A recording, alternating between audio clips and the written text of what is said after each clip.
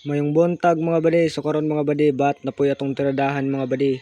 Ato ning lutuon mga badi, gisahon taning bat mga badi. Sa dili pa din nato gisahon, ato sa ning lapuan mga badi, kay medyo gahi-gahi kining bata mga badi. So amo din ikuha din gabi mga badi, amo ra ni siyang gi lapuan pagkaaga mga badi.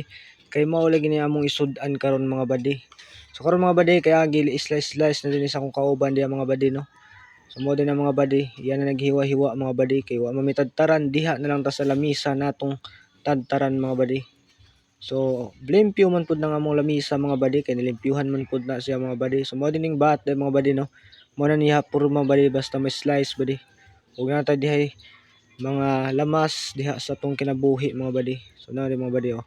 Mo na to lamas mga badi. Dira mga badi oh. So karon mga badi, gigisa na din ang mga lamas mga badi. Nagigisa na po na diha ang bawang ug sibuyas mga badi. So karon sunod na ng sili mga badi, kay pang paggana sa kaon mga badi. Kaning sili mga badi pang paggana gini sa kaon. Mikos dayon mga badi. Kay para nga mas mugisa gid siya pag-ayo mga badi.